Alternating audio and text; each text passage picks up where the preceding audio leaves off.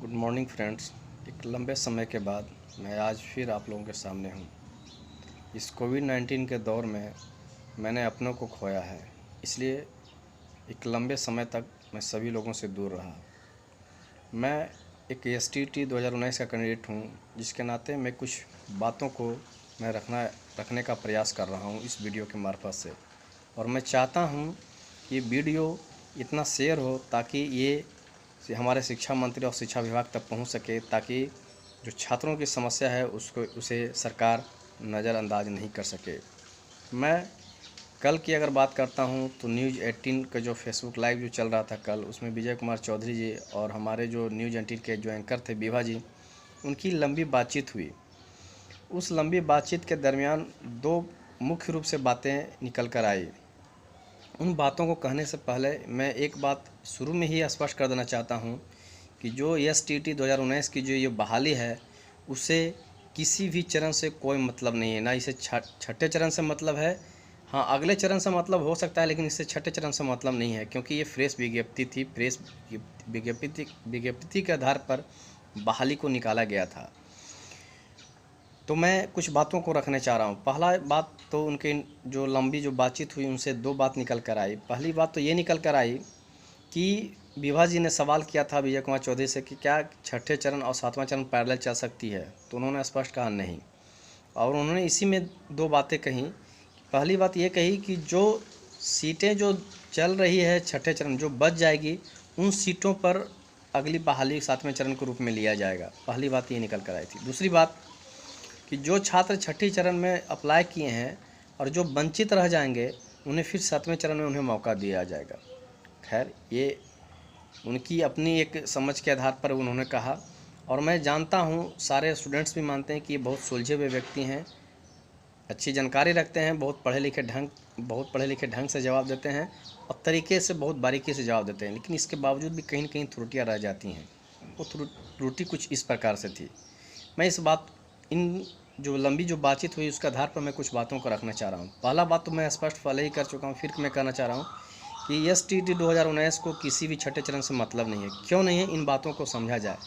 जब एसटीटी 2019 की विज्ञप्ति निकाली गई थी, जब नोटिफिकेशन दिया गया था, तो उस समय उस नोटिफिकेशन में स्पष्ट ये कहा गया था कि ये उतनी ही सीटों के अनुसार से ही हम रिज़ल्ट को देंगे, ताकि पिछले बार की तरह ज़्यादा छात्र पास नहीं हो और उन्हें आवेदन के लिए और नौकरी के लिए दर-दर भटकना नहीं पड़े, लंबा समय तक भटकना नहीं पड़े। ये आनंद किशोर जी का स्टेटमेंट स्पष्ट रूप से था कि हम उतने ही सीटों पर लड़कों को पास करेंगे।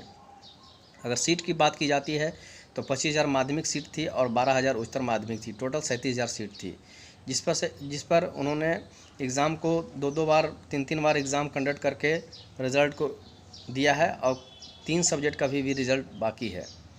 तो मैं यहाँ पर फिर इस बात को स्पष्ट कर देना चाहता हूँ कि इसे किसी भी चरण से मतलब नहीं है। अगर चरण की बात होगी तो ये जो फ्रेश जो विज्ञप्ति जो निकाली गई थी 2019 में, इसके बाद आप ये लिख सकते हैं कि जो एसटीटी 2019 जो है ये पहला चरण के रूप में ले रहे हैं।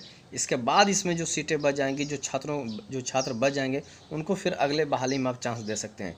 लेकिन आप इसे कभी भी किसी भी रूप में सातवें चरण का नाम नहीं दे सकते हैं, क्योंकि आपने विज्ञापन के समय ही स्पष्ट रूप से कह दिया था कि ये उतने ही लड़कों को पास किया जाएगा जितनी सीट है।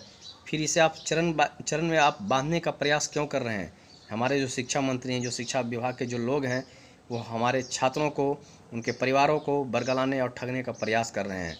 मेरा ये कहना है इस वीडियो के मार्फत से कि कम से कम छात्रों के परिवारों के साथ इस तरह का खिलवाड़ नहीं करें। इस कोविड-19 के दौर में हमने अपनों को खोया है और बहुत मानसिक और आर्थिक रूप से परेशानी छात्र लोग झेल रहे हैं। कम से कम शिक्षा विभाग और हमारी सरकार इतनी असंवेदनशील नहीं हो जाए कि उन्हें मरने के लिए यूं ही छोड़ दें। आप बातों को समझिए। जो बैकलॉग की जो चरण की बात होती है, वो कहीं न कहीं बैकलॉग रिक्ति के आधार पर होती है। जिस तरह से 94,000 बैकलॉग रिक्ति थी, इसलिए चरण वाइज चल रही है, इसलिए छठे चरण की बात होती है 94,000 में। जो 25,000 30,000 जो सीट बच गई है 2011 वाले में, उसी को छठे चरण के रूप में इस बार लिया जा रहा है। तो ये चरण की बात तब होती है जब वो बैकलॉग रिक्ति के आधार पर निकाली जाती है। जो बची हुई जो सीट पर जब वैकेंसी को लिया जाता है तो वो चरण वाइज करके ही लिया जाता है। लेकिन ये 2019 का जो STT है, ये 37,000 नया सीट दिया गया है, नए ढंग का एग्ज़ाम लिया गया है और नई रिज़ल्ट है, तो इसमें कहीं भी चरण वाइज बाध्यता नहीं होनी चाहिए। हाँ, ये आप कह सकते हैं कि 2019 का जो STT है, ये पहले चरण के रूप में हम ले रहे हैं। उसके बाद जो इसमें सीटें बच जाएंगी, जो छात्र बच जाएंगे, उसको फिर हम द्वितीय चरण में हम लेंगे। लेकिन आप इसे 7वें चरण कह के आप छात्रों को, उनके परिवारों को भरमाने की कोशिश मत करें। छात्र भी समझते हैं इस बात को, अच्छी तरह से जानते हैं कि जो हमारी सरकार जो है, शिक्षा विभाग जो है, कहीं न कहीं छात्रों को, उनके परिवारों को ठगने का प्रयास कर रही है। मैं फिर से एक बार स्पष्ट कर देना चाहता हूँ कि जो चरण की बात जब होती है तो कहीं न कहीं बैकलॉग रिक्ति के आधार पर होती है। जो पिछली बहाली में सीटें जब बच जाती हैं और उसी सीटों को जब लेकर फिर आगे की वैकेंसी में निकाला जाता है तो वो चरण वाइज होता है। पहला चरण, दूसरा चरण, तीसरा चरण, इस तरह से करके लिया जाता है। लेकिन जो हमारा जो STT 2019 जो है, ये फ्रेश विज्ञप्ति है, फ्रेश नोटिफिकेशन के आधार पर, और अनंत किशोर जी के द्वारा ये स्पष्ट कहा भी गया था कि हम उतनी ही रिजल्ट देंगे जितनी कि हमने सीटें को तय किया है। मतलब 37,000 तो 37,000 के लगभग हम रिजल्ट भी देंगे। इसका मतलब क्या है कि सीट के अकॉर्डिंग लड़के पास होंगे। इसका मतलब इसको किसी भी चरण से कोई मतलब नहीं है। हाँ, अगर लड़के किसी भी स्थिति में, जैसे कुछ +2 में भी हैं, कुछ 10th में, उसके हिसाब से सीटें बच जाएंगी, छात्र बच जाएंगे, तो आप उन्हें अगले चरण में ले सकते हैं। लेकिन 2019 जो हमारा है, ये फ्रेश बहाली है, ये फ्रेश नोटिफिकेशन है। इसको किसी भी चरण से बांधने का प्रयास नहीं किया जाए।